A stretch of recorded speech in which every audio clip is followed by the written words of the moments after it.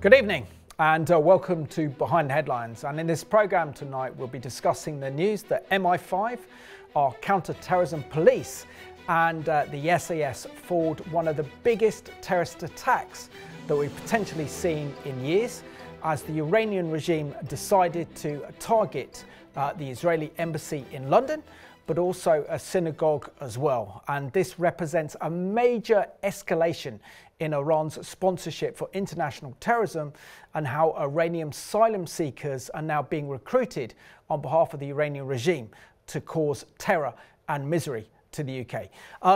Regan, it's great to have you and see you on Behind the Headlines. And I think this is a very, very important topic, primarily because our national security is at threat, the Israeli embassy, and also the Jewish community is a threat from Iran. And of course, what we've seen is the SAS being involved in an anti-terror raid is pretty much unprecedented. Yeah, it's a very important story, Simon, and I'm a little surprised that it has not received the level of attention that I believe it should have, and certainly that I believe it would have done in previous years.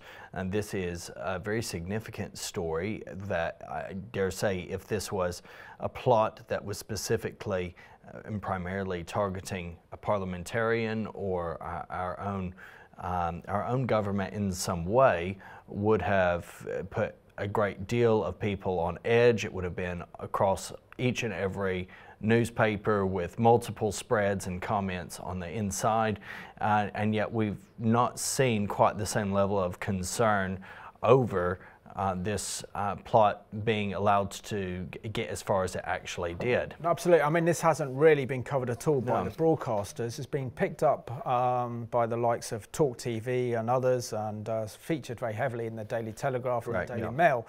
But we really haven't seen this so much on ITN or Sky or BBC at all covering this one. I mean, it's very personal for me because I have many friends and people I work with very closely who are diplomats at the Israeli embassy. I've been to the Israeli embassy many times and filled in there, and to know that that embassy could come under attack, and thanks to the excellent work done by MI5 and by our counter-terrorism police, as well as the SAS in foiling this attack, which they thought was imminent, potentially could have actually started and triggered a war between Israel and Iran, because the Iranians would pay a very, very high price if they carried this out. So let's remind ourselves of literally what happened on the 2nd of May. So according to the Daily Telegraph, this was an article published on the 8th of May, that the Israeli embassy in the UK, which is located in Kensington, West London, was the target of an Iranian terror plot that was successfully foiled. 4 men were arrested across various locations in England, including 4 Iranian nationals in one of the largest counter-terrorism operations seen in recent years. The counter-terrorism police and the SAS conducted daring raids to prevent what was believed to be an imminent terror attack on the Israeli embassy and a local synagogue. The Iranian regime is the world's largest state sponsor of international terrorism and has a history of executing deadly attacks against Israel and Jewish targets. Notably, in 1992, Iranian operatives destroyed the Israeli embassy in Argentina, killing 29 people and injuring 200 in this horrific bombing. MI5, along with the counter-terrorism police and the SAS, deserve significant praise for thwarting the attack. However, this incident raises serious concerns about the presence of Iranian sleeper cells in the UK and whether our failing asylum system is contributing to an increasing national security threat to both the country and the Jewish community. And very definitely, Simon, I think that we've seen even in the aftermath of the disaster in the past couple of years, in the attacks of Iran on Israel using ballistic missiles and whatnot, we've seen individuals advocating for the Iranian regime. We've seen even in mourning over the death of various proxy members falling, think particularly of Nasrallah. There were scenes of individuals mourning his death who were Iranian in our city. So this is something that has to be considered. And also what's interesting about this latest potential terrorist attack that's thankfully been foiled is that these were Iranian nationals. So before the Iranian regime would hire criminals to carry out sort of like attacks against dissidents, but this one is actually employed Iranian nationals to do it, which is an escalation in itself.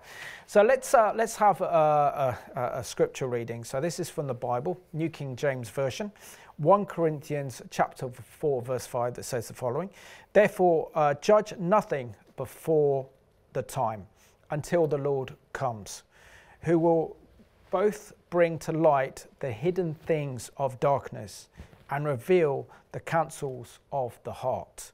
Then each man's praise will come from God." And it's the Lord that really does expose evil, does expose the evil plotters, in this case the Iranian regime, and their evil intention. Yeah, very definitely. We see the Lord's power and his providence in unveiling and revealing, and again it goes back to the reality that though we see physical manifestations, the ultimate battle is a spiritual battle. We wrestle not against flesh and blood, and so in the physical elements, the declarations of war in practice, if not in actual verbalization of it, we see in this case a definite underlying spiritual element. Absolutely. So let's get back to the main story. So the Daily Telegraph reported on Thursday, the 8th of May, under the following headline: "Iranian terror suspects targeted Israeli embassy in London." 5 men, including 4 Iranian nationals, were arrested at locations across England on Saturday. The Israeli embassy was the target of an alleged Iranian terror plot, the Telegraph understands. 5 men, including 4 Iranian nationals, were arrested at locations across England on Saturday in what the Home Secretary described as one of the biggest counter-terror operations in recent years. It's understood that the Israeli embassy in Kensington, West London, was the target of a planned attack. It was believed that the suspect terror cell was within hours from unleashing the attack when the men were arrested. Counter-terrorism police arrested a further 3 Iranian men in London over the weekend as part of a separate operation, fearing that they would leave the UK or destroy critical evidence against them after other raids. They were arrested under the powers granted by the National Security Act, which allows officers to make arrests if they reasonably suspect individuals are being involved in a foreign power threat activity. I mean, it just shows you that, I mean, we're not even getting half the story of what happened. And clearly, I believe there would have been cooperation, I think, from Israeli intelligence together with MI5, and then, you know, the counter-terrorism police, but then to call in the SAS as well. Shows you how real that threat was, because they felt that they probably need armed marksmen just in case the terrorists decided to open fire on the counter-terrorism police. Well, it's interesting also, Simon, that these individuals are coming from distinct places. It's not as if there's a cluster or a community in any one space. Iran has, in this case anyway, we've managed to identify specific individuals from different geographical locations. So the 5 arrested were a 29-year-old man in the Swindon area, a 46-year-old man in West London, which isn't, if you're driving all that far from Swindon, but it is a different area. You're talking probably a couple of hours. A 29-year-old man in the Stockport area, a 40-year-old man in the Rochdale area, and a 24-year-old man in the Manchester area.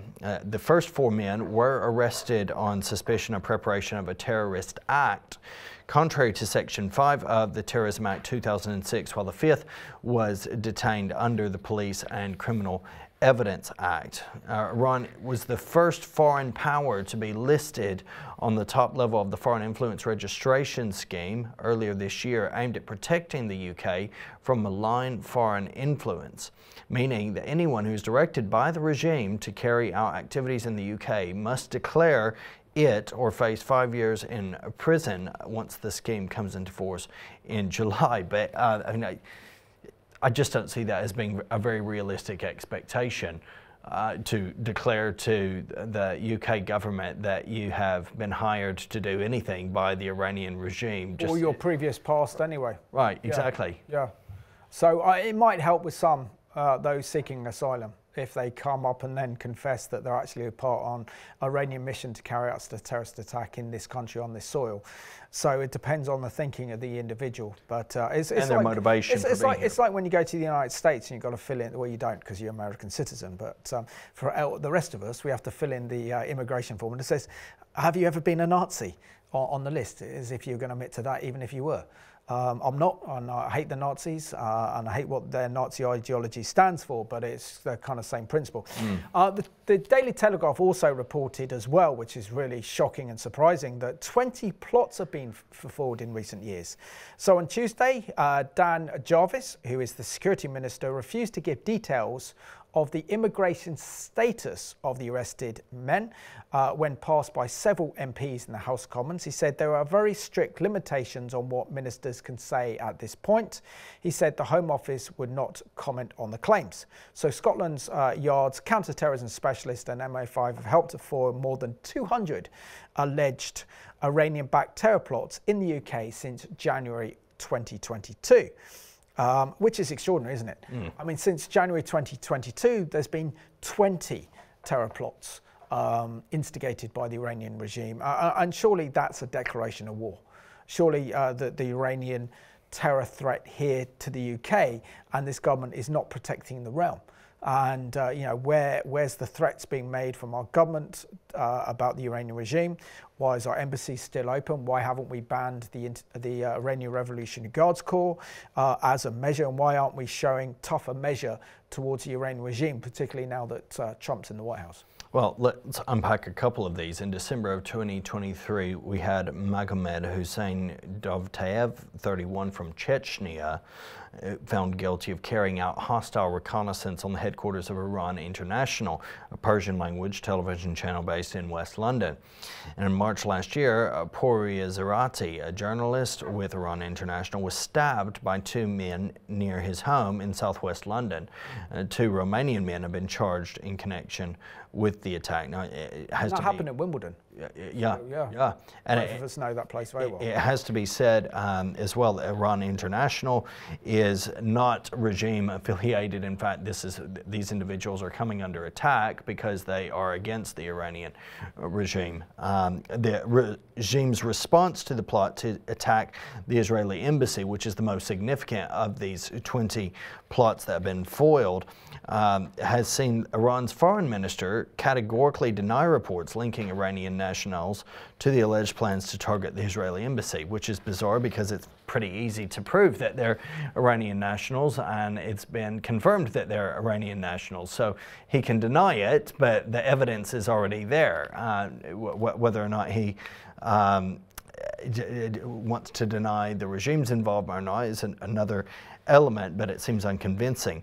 Syed Abbas Araghchi rejected reports of Iranian citizens' involvement, saying Iran in no uncertain terms categorically rejects any involvement in such actions and confirms that we have not been informed of any allegations via proper diplomatic channels.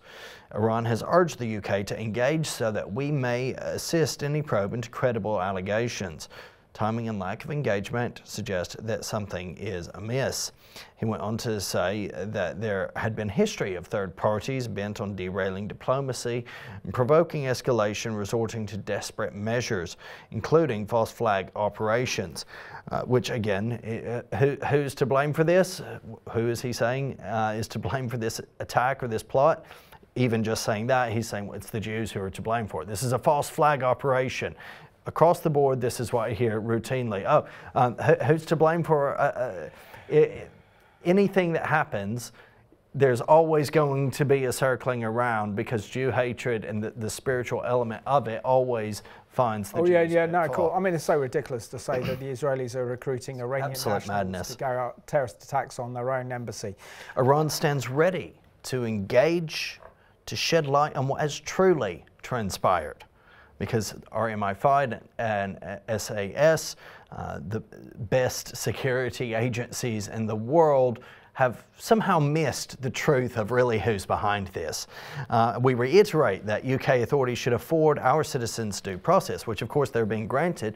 Frankly, Simon, I think they're actually fortunate to have survived this, because when you have As the video footage shows, the SAS on your doorstep, armed and ready and dangerous. You twitch the wrong way, that could end very, very poorly for you. So let's see this excellent report put together by our friends at the IDF that does show that the Iranian regime is the world's #1 sponsor of international terrorism around the globe. Who is the world's biggest sponsor of terrorism? Iran. Over the past 4 decades, Iran has exerted its power and continues strengthening its proxies. Hezbollah, the Houthis, Hamas, and many corrupt regimes like in Syria and Venezuela, among others. Iran's axis of terror primarily operates through weapon and financial distribution. They fund Hezbollah with over $700 million a year, while also providing them with an assortment of weapons and missiles. Similarly, in Yemen, Iran has provided the Houthi terrorist group there with an assortment of Iranian UAVs, anti-tank guided missiles, and ballistic and cruise missiles, among other weapons. Iran recently increased Hamas's annual funding to $100 million, in addition to training Hamas terrorists. In recent years, Iran and Hamas have increased their partnership substantially, increasing Iran's internal involvement inside Gaza. Iran also heavily funds and supports the terrorist regime of Bashar al-Assad in Syria, providing them with training and weapons, and sending their own IRGC forces to fight in the Syrian civil war, to maintain Assad's regime in power and secure a safe route to smuggle weapons into Lebanon and access the Mediterranean Sea. Iran has even expanded their access to South America, gaining access to the extensive Latin American drug trade network in order to fund their global terrorism, as well as having a friendly base of operation across the globe. Now, they are showing their real face, the architects of global terrorism. Well, with many thanks to the IDF for that helpful overview, which of course, as the eagle-eyed viewer would recognize, was filmed prior to the recent downfall of the Assad regime, and yet the facts still remain incredibly relevant. Well done. It's also important to know as well that other Israeli embassies across Europe have also been targeted. So the Sweden Security Agency warned Iran may be involved in an attack on the Israeli embassies in Stockholm and in Copenhagen, which is in Denmark. Now, there's a really interesting story here published as an exclusive on the Mail on Sunday. So the Mail on Sunday reported on the 10th of May 2025 under the following headline, revealed Iranian man arrested over foiled terror plot on Israeli embassy is an asylum seeker who was living in a taxpayer-funded house. So they report that one of the 5 men arrested this month over the alleged plot to attack the Israeli embassy in London is an asylum seeker living in a taxpayer-funded house. The Mail on Sunday can reveal footage on social media showed special forces and armed police dragging the semi-naked 40-year-old man from the house in Rochdale on the 3rd of May. He was one of 5 Iranian men aged between 24 and 46 arrested under the terrorism powers that day, with others held in Manchester, Stockport, Swindon and London. Now, an MI6 investigation has revealed that the 40-year-old Iranian held in Rochdale lived in a terrorist home managed by the British firm Serco, which houses asylum seekers around the country on behalf of the Home Office. Neighbors and former asylum seeker tenants of the house told the MI6 that Serco had run it since at least 2015. The rundown property usually accommodates 4 asylum seekers, with each having a bedroom and sharing the bathroom and kitchen. One former asylum seeker who lived at the house 9 years ago said tenants did not pay any rent or bills because Serco covered all the costs. Asylum seekers arrive in Serco vans after staying in hotels, and they stay until they get permission to stay in Britain, at which point they find their own accommodation. Neighbors told the MOS that the 40-year-old man had lived at the property for more than 6 months, but did not speak to anyone beyond saying hello. One who did not want to give her name said, a Serco official told me that they will not rent this house anymore for asylum seekers.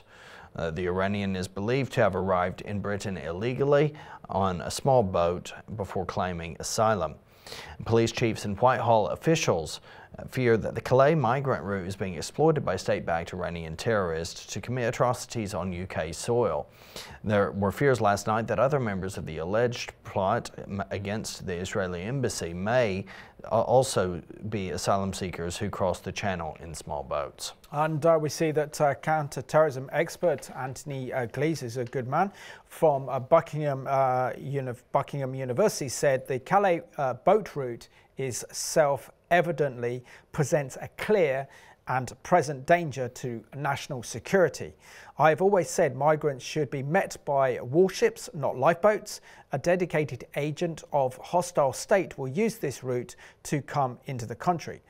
And the Mail on Sunday also report that a record 11,000 small boat migrants have arrived in Britain from Calais this year alone, despite Prime Minister Keir Starmer's pledge to smash the gangs behind this vile trade.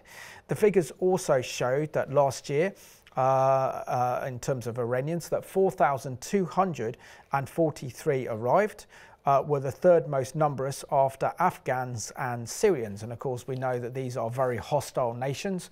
Afghanistan, home to the Taliban, and now Syria is effectively home to ISIS, and of course the Iranian regime as well. So these are the biggest makeup of asylum seekers. They're not coming from nice, safe countries like France or Belgium or Italy, or even some sort of African countries, but effectively coming from some of the world's most dangerous states. But what this does prove, I think, more than anything else, is that our failed asylum system is now endangering national security, it's endangering the Jewish community, and it's endangering our diplomatic and close ties with the only true democracy in the Middle East, which is the State of Israel. And sooner or later, one of those plots or terror plots will not be fooled, and we will see that there will be blood spilt in this country through another act of terrorism sponsored by the Iranian regime. So the government really needs to urgently get to grips with this asylum problem. So not only does it pose an existential threat, it's costing our nation billions. Now it's gone out of hand, and now it's a national security threat. It's interesting, Simon, that among those who I know who are asylum seekers, who are genuine, who are fleeing these nations for matters of religious freedom, having come to Christ, fleeing persecution, each of these individuals recognizes that this country has a serious problem with the asylum system. And those who I've had the privilege of knowing and pastoring and serving in various ways, who've been sheltered in these hotels or houses, who are believers, they are incredibly uneasy and also bewildered at the naivety in dealing with a significant number of the individuals who are being sheltered there, who are not fleeing religious persecution, who are not fleeing some form of ostracization as they are, but in some cases I've heard detailing of individuals who were very worried because of individuals they had met in their hotel who had previous connection to some terror group or another. And if these guys are recognizing it, you would think that our government should recognize it and take notice. But there's a naivety to the whole conversation. And of course, the Iranian regime is exploiting this crisis. And if we had stronger borders, that Keir Starmer promised us in the last election that he would set up a very strong border force to prevent illegal migrants coming into this country, then our country would now be in a safer place. But they know the Iranians are exploiting this, and no doubt that the Taliban are as well, plus other rogue regimes like the Syrian regime in the Middle East as well, to carry out acts of terror on our nation. We're already seeing that our nation is being transformed by mass illegal immigration already. It's costing the taxpayer billions, and it poses an existential threat, but now it poses a direct national security threat. And our Jewish community and the Israeli embassy are in danger. Now, there was another report put together by the Telegraph last week. This was again on Thursday, the 8th of May, under the following headline: Israeli embassy plot was attempt to derail the Iran-US nuclear talks. And the Telegraph report that they have a kind of a mole within the Iranian regime, or a source who's been revealing information saying that this was the Iranian Revolutionary Guards Corps going rogue. effectively acting on its own to derail the US-Iranian nuclear talks, which seems very ridiculous when you consider that the Iranian regime is a totalitarian regime and the supreme leader of Iran, Khomeini, has total power, and that nothing like this would be allowed to happen without his say-so. And we haven't seen any kind of repercussions on the IRGC. So to me, this just smacks of another Iranian lie.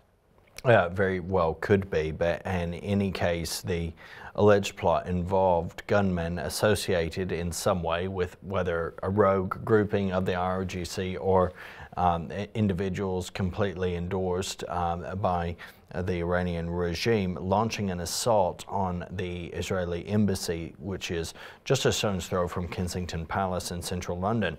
The senior Iranian official, speaking to The Telegraph, that an inquiry had been launched inside the IRGC amid concerns of this. I'm with you, Simon. I'm not. This isn't sounding particularly convincing to me. At no point in time has the Iranian regime acted in a way that showed any care or consideration for Israel or concern that some individual has plotted an attack on Israel or its citizens. So it just doesn't seem to be on, and it actually reeks of some of the Islamic ideological and cultural process, which of course in the Quran and the Hadith gives license to its adherents to lie in the context of war, which no two ways about it, Iran and Israel are in everything but full-blown war. And you trust the IRGC to produce its own inquiry on rogue elements within the IRGC? An independent IRGC inquiry into rogue factions, it doesn't exactly scream trustworthy, does it? No, not at all. So the Telegraph also go on to report that a senior Iranian official told the Telegraph the inquiry had been launched inside the IRGC, as we mentioned earlier,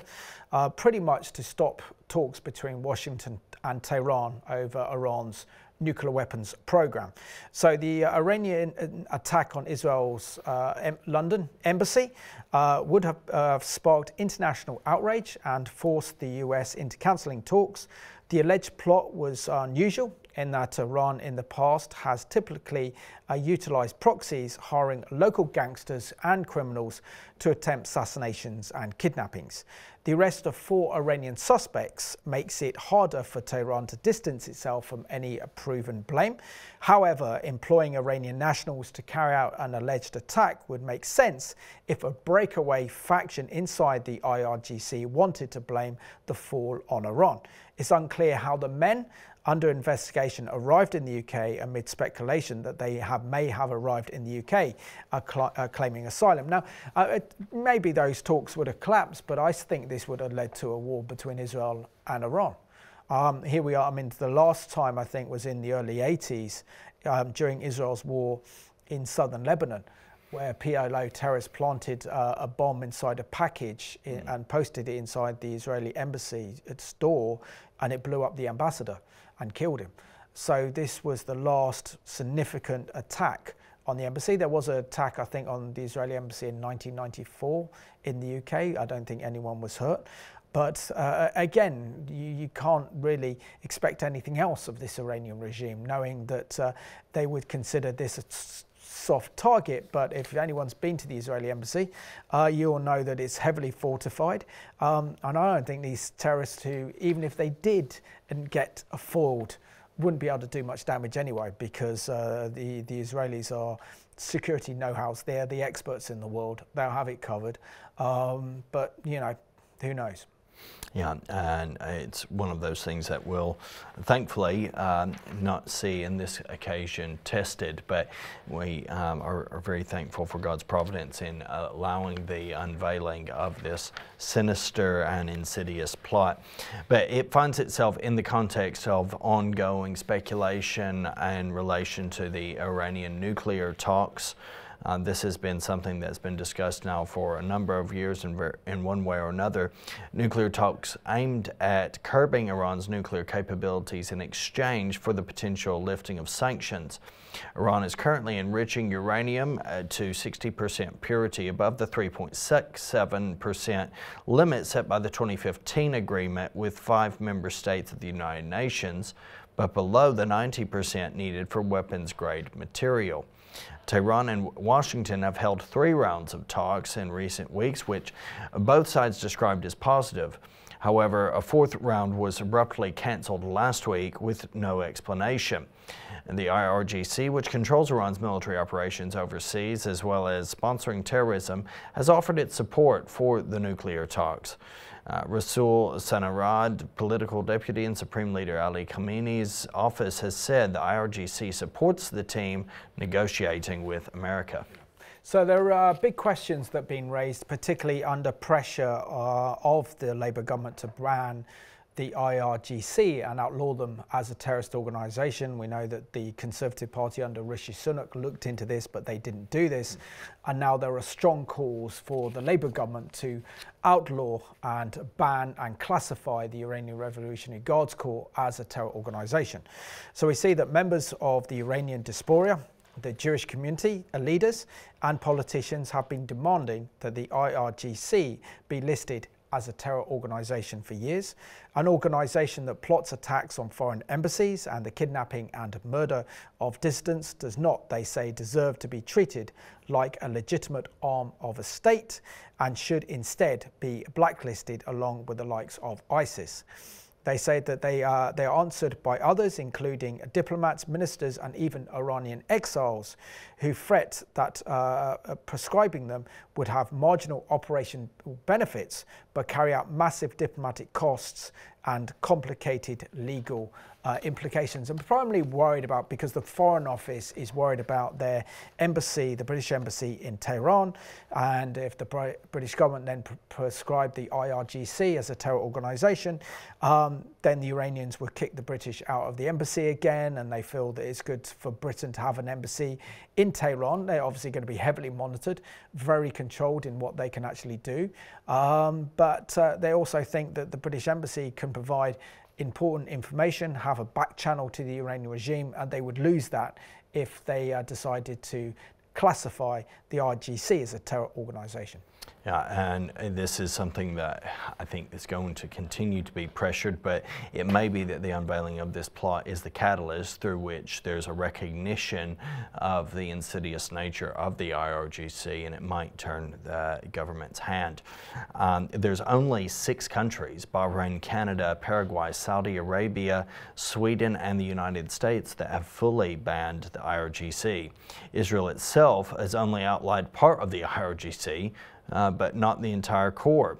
That's because, as in Britain, there are questions around the world over the operational benefits of an official ban. It's a bit of both, says Alistair Barrett, former Conservative Foreign Office Minister who has responsibility for the Middle East, who had the job of formally expelling Iran's ambassador to Britain after a mob stormed the British embassy in Tehran in 2011. The practical impact is very little, but just because it is a symbolic step does not mean it has no value, he says. There does come a time when you have to say enough is enough. If we're not taking some action, how do you defend yourself and persuade hostile states that you cannot act like that? It is tricky. We wrestled with it and decided on balance it's better to not prescribe. But maybe the new government will take a different view. So Richard Dearlove, the former head of MI6, said, "I think they should have been prescribed years ago because they were so active particularly in the pursuit of Iranian dissidents and their attempts to kidnap and kill and cause mayhem. You'll find people in the Foreign Office who will argue that because of our diplomatic relationship with the Iranians, our wish for dialogue with them, we should marginalize, that is, marginalize a ban." No, absolutely. So let's go through now the history of the Iranian Revolutionary Guards. So the IRGC began as a pro-revolutionary militia in 1979 with the Islamic Revolution to balance the power of the regular Iranian armed forces. Today it is a parallel military organization with its own land, air and naval branches, an auxiliary militia for crushing internal dissent and overseas operations wing. It's so powerful that many overseers consider it now to be the Islamic Republic's true armed force. The article goes on to say that the IRGC is also believed to run a vast business empire that gives it an effective stronghold over much of the Iranian economy. It is relatively small expeditionary branch, the Quds Force, called Al-Quds, that holds the kidnapping, killing and mayhem portfolio. The Quds Force, which is separate to Iran's official Ministry of Intelligence and Security, has responsibility for coordinating relations with Hezbollah, Hamas, Palestine Islamic Jihad, the Houthis of Yemen, and various other Islamist terror organizations in Iraq. In the Middle East, it's also been accused of supplying those Iraqi groups with the shaped explosive charges that accounted for some 20% of American casualties during the U.S.'s occupation of the country in the 2000s. Running the Iranian intervention in the Syrian civil war and coordinating Hezbollah's various clashes with Israel from Lebanon. Israel lists the Quds, but not the wider IRGC, as a terrorist group. Beyond the Middle East, the force is believed to have two main targets: Iranian dissidents who could threaten the regime and Israeli officials and Jewish civilians. The IRGC view as foot soldiers of what the Iranian regime calls the Zionist regime. Yeah. So let's have a look at this excellent CBN News report that shows the partnership in the past between Al-Qaeda and the Islamic Republic of Iran in carrying out attacks against the West and around the world, and just exposes their international terror networks.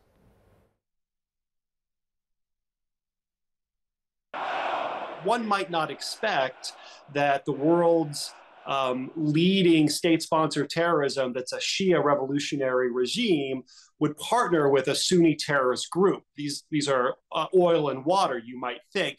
But in actuality, there is a very close relationship between these two. Iran's connection to al-Qaeda dates back to the early 1990s, when the Islamic Revolutionary Guard helped Osama bin Laden run jihadist training camps in Sudan. The regime also offered safe haven to al-Qaeda leadership fleeing Afghanistan in the wake of 9/11. Saif al-Adel, a face on the FBI's first list of most wanted terrorists, was among those protected. Saif al-Adel is next in line to be leader of al-Qaeda. He's the crown prince of al-Qaeda, if you will. Now, there's no guarantee that al-Qaeda leadership is actually going to tap him, but that's the smart bet. And Saif al-Adel has been living the al-Qaeda life in Iran for many years. There's concern Iran will now seek to take advantage of that relationship, bringing al-Qaeda into the fold as another proxy to do the regime's dirty work. Al-Qaeda and Iran have common enemies. They both hate the United States. They both hate Israel. They both hate Saudi Arabia and the other Sunni Gulf monarchies. If al-Qaeda is mounting terrorist attacks against all or any of those organizations, that advances Iran's strategic objectives, and it does so in a way that's deniable.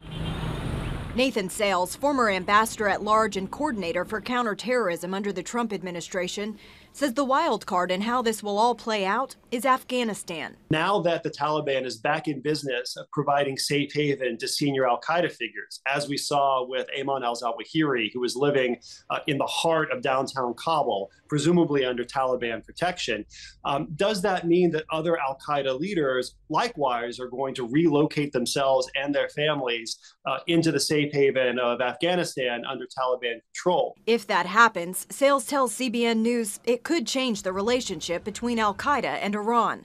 Other experts warn it could also result in a sort of three-way unholy alliance. They're not identical ideologically. They come from very distinct backgrounds, but they're willing to put their differences aside when it comes to their hatred towards the West broadly and America specifically. Gabriel Nerona, former Iran advisor for the State Department, says no matter how this plays out, the U.S. needs a proactive approach. I think we have to really up our counterterrorism strike capability. We need to work with local partners, have intelligence on the ground so we can identify these threats and take them out early. And then I think the big thing is money. Money is the sinews of war. If you don't have money, you can't do a whole lot. I think we need to get a lot more serious about our sanctions. Well, always thankful to our good friends at CBN for their efficiency in reporting, and again, Godspeed to them in their important endeavors. Simon, what we're looking at has immense importance, but it goes back to history. We've seen, this isn't the first time we've seen something like this, is it? No, it's not. Sadly, we saw that, let me get my facts right. So on the 17th of March, back in 1992, a devastating terrorist attack occurred on the Israeli embassy in Buenos Aires when a suicide bomber detonated a truck filled with explosives, resulting in the death of 29 individuals and injuring over 200 others. And then we also saw 2 years later, there was a horrendous attack at the Jewish Cultural Center in Buenos Aires in Argentina in '94, when a suicide bomber drove a van loaded with fertilized-based explosives into the Jewish community center in Buenos Aires, killing, or I would say murdering 86 Argentinian investigators concluded a South American branch of Hezbollah carried out the attack, but that was planned by Iran. And of course, this was the handiwork of Iran's big terror chief, who, praise God, is no longer with us, Imad Magneir, who was also then responsible for the murder and the deaths of 241 US Marines in southern Lebanon, the attacks on the US Embassy in southern Lebanon in the early 80s, together with the French Embassy, and also the kidnapping of Terry Waite and others, and a whole number of other Western hostages there during the Lebanon civil war. So again, we see here the Iranian regime using and deploying Hezbollah to carry out what was probably one of the biggest terrorist attacks against Israel on foreign lands, and this time in Argentina. And now we've seen flashbacks to that with this latest, although thankfully foiled, attack. The Daily Telegraph reporting that the Scotland Yard and MI5 have disrupted 20 Iranian-connected terror plots in Britain since 2022. Many of them apparently run through proxies hired from the criminal underworld, which is what's distinct from the particular incident that we're talking about this evening on the Israeli embassy, wherein these have actually been found to be Iranian nationals. Now, not all of those plots have been made public, although we have discussed and we have indicated where there has been some indication publicly of these plots being foiled, but at least some of them appear to have involved kidnappings or even attempted assassinations. They include hostile reconnaissance of Iran International, that Persian language television station that is viewed as particularly against the regime, located in West London. In March last year, as we already said, Puriya Zarati, a journalist with Iran International, was stabbed outside his London home. Champions of proscription make two arguments. The first, symbolic, as we discussed, this is what some say it's symbolic, but maybe the view is commonly taken that it's not an overly practical or meaningful gesture, although it does send a firm message to Tehran. The second is operational. For me, it is a political issue. An individual, Sir Richard, says, but I think there's a practical element. You can do various things if it is a prescribed organization, like you can ban them. So if you were to identify anybody who was a member of the organization in the UK or working for them, you could prosecute them under the Prevention of Terrorism Act. So with that in mind, Simon, I'm not fully tracking with the argument that this would only be symbolic. And yet we have seen, have we not, in the past couple of years, supporters of Hamas, which is a prescribed terror organization, openly allowed to Yeah, so the big question I think comes down to this one is the IRGC's business interest. And again, it's where we see that business and money get in the way of realpolitik. They get in the way of security issues. So there will be a worry about the economic impact if we actually prescribed the IRGC as a terror organization. But sometimes you have to go on kind of morality. You have to stand up for business. You have to recognize evil when you see it, and evil is exemplified by the Islamic Republic of Iran's IRGC, because without it, there is no international terror network that supports terrorism against Israel, against us around the world. And this would send a very, very strong message to Tehran that we do not in any way will allow the Iranian Revolutionary Guards to have access here and to be seen as an element of the state rather than what it is, a malign terror sponsoring organization and infrastructure. Well, even if we were to see simply that faction, the Quds grouping within the IRGC recognized as such, that would be a step forward, but we can't even do that, and we've not even gone to that level. So this is something that really does need to be considered, as a prescription could have a significant deterrent effect, and that it would deter any criminals from working with the IRGC, or at least compel them significantly to increase the price of contracts to compensate, and that would likely be beyond where the IRGC was wanting, or else they would be risking lengthy jail time, the full might of MI5 being turned against their organizations. I'm not seeing anything wrong with this scenario, I think. No, I don't either. I'm in complete agreement with the leader of Reform, Nigel Farage, who's made this comment about banning the IRGC. He says the IRGC should have been prescribed years ago, without a shadow of a doubt. Friends of mine who live in the Middle East are astonished that we haven't done it. So we also see really that the Telegraph point to the fact that this hasn't been done because of opposition from the Foreign Office. Now also what's interesting as well is the potential that we have of Iranian terror sleeper cells, which was uncovered with that plot to attack the Israeli embassy earlier this month. So I'm a big fan of Jake Wallace-Simons, who not only writes for the Daily Telegraph, he's also editor of the Jewish Chronicle. And he writes a really interesting op-ed piece in the Telegraph entitled "We Are Sleepwalking Into an Iranian Terrorist Attack." And this is the argument that he makes. He says the IRGC has posed a significant national security threat to our nation for years.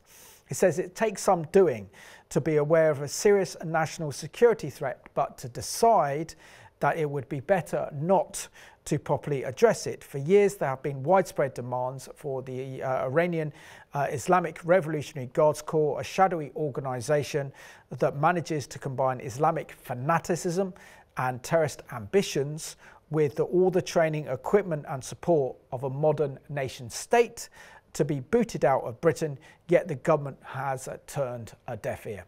Yeah. And this has been something that Simons, I know, has been actively seeking to undertake in both his work with the Jewish Chronicle and with the Telegraph. He said last week Iran came as close as it has ever been to carrying out a mass atrocity on British soil, with its agents only thwarted within hours of the attack in a major counter-terror operation. Still, there are no serious moves to ban the organization on our shores.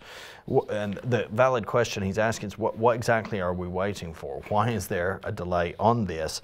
It's not like the mechanisms aren't there. He goes on, in 2023, we prescribed the Wagner Group, the Russian mercenary outfit, which is arguably of far less damage and risk to ourselves in the UK in relation to its activity. I don't believe we've seen or heard of the Wagner Group carrying out any meaningful large-scale attack on British soil. You could look at some of the assassinations of high-profile Russian dissidents, potentially, that Wagner could have been involved in, but if we've prescribed them, why have we not prescribed the IRGC? The following year, the terror group Hizb ut-Tahrir was added to the list.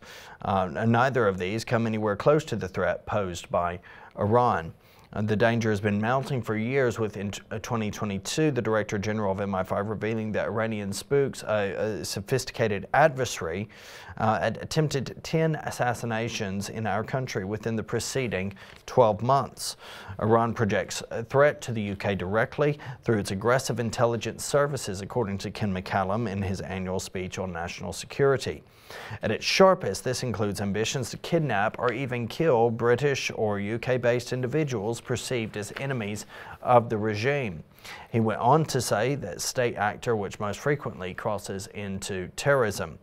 That same year, 2 British Iranian broadcasters were notified of an assassination plot, and armed police were deployed to the channel's studios. Here was another Skripal incident waiting to happen. Decisive action came, there none. This is the important one. This is the one that we need to be concerned about, because he writes the following. He says, threats from Tehran is not only faced by dissidents who have been threatened with guns in our cities. In 2023, our then Security Minister, Tom Tugent, confirmed that Iran had been mapping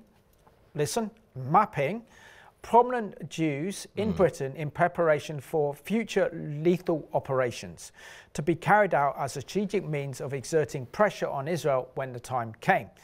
Where Jewish institutions the targets were last week, so far no one knows, but also talking about the possibility that a synagogue was also going to be targeted. He also goes on to say, for example, still the complacency held. And for a few months later, the Jewish Chronicle revealed that British universities had been helping Iran to develop cutting-edge drone technology with a military application. During the Prime Minister's questions, Rishi Sunak announced a probe. Whatever his intentions, this immediately entered the long grass and is now being completely forgotten. So again, we're saying that Iran poses a major national security threat, particularly now, and surely Israel's woken up to the horrors of the Iranian regime after what happened October the 7th. And I think our government needs to wake up now, particularly in light of the latest terror plot to attack the Israeli embassy. And what they were planning to do, that was like October the 7th style attack with machine gun fire at the Israeli embassy and to attack it. So what we can clearly see here is our government needs to take a stronger stance on the Iranian regime, and really does need to protect our borders from Iranian asylum seekers that are coming here. Yeah, and the conclusion is that this has been a tussle, this refusal to ban the IRGC and prescribe it as a terror organization comes down to disagreement between the Home Office and the Foreign Office. The Foreign Office being responsible for blocking the attempts of the Home Office to actually take the matter seriously. The arguments being made by diplomats being considered as flimsy, which speaks volumes of the condition of the establishment today. Oh, absolutely. So in conclusion, the forward Iranian terror plot against the Israeli embassy in London is an escalation of Iran's terror activities in Britain, and using the Iranian nationals based here in the UK is not only alarming, but is also extremely dangerous. We also have to give special thanks and praise to MI5, counter-terrorism police, and the legendary SAS for preventing what would have been a hideous terrorist attack on the Israeli embassy in London. And awareness, scrapping the naivety, recognizing that nations like the Islamic Republic of Iran are exploiting our failed asylum system to carry out terror attacks in this country, meaning that our government should call a national emergency and send Royal Navy in to stop illegal migration and a potential terrorist. We need to consider strongly in instituting extra systems and extra checks to keep such incidents from occurring, as the system is being overwhelmed in many, many ways. And our government needs also to ensure that they are not believing the lies of the Iranian regime. They need proper intelligence, they need proper understanding of the very nature of the Iranian regime, and to say that that the terror plot against the Israeli embassy in London was carried out by a rogue element within the Iranian Revolutionary Guards is one of the biggest lies you can ever come across, because nothing like this on this scale would be allowed to go ahead without the supreme leader giving a green light.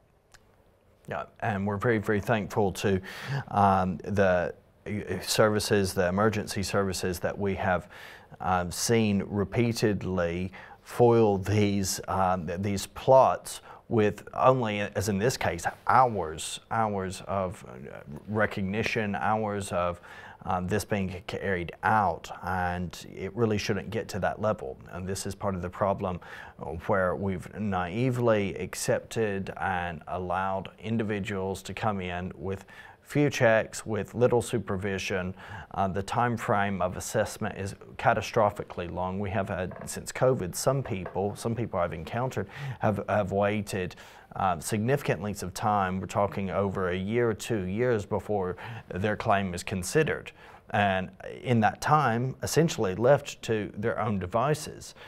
Some use that well. Those who are legitimate and genuine use that well.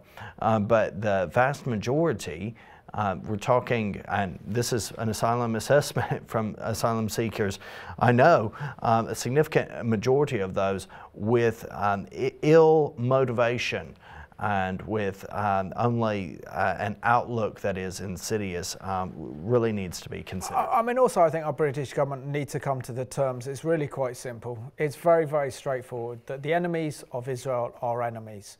Those that want to destroy Israel, like the Islamic Republic of Iran, like the Houthis, like Hezbollah, like Hamas, like Palestinian Islamic Jihad, like ISIS, also want to destroy the West. They also want to destroy Britain as well.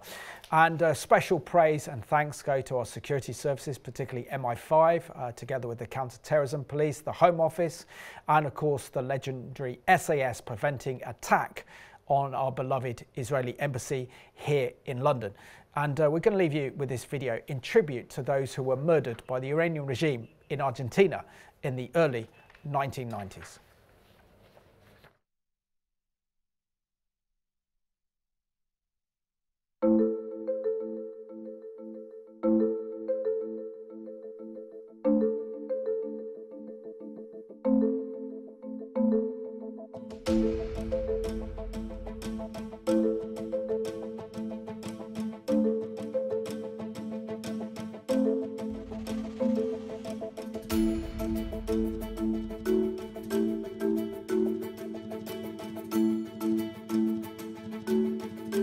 Belgium, who decided not to just expel diplomats responsible, but to prosecute, to imprison, and to condemn heinous international acts of terrorism supported by a terrorist state.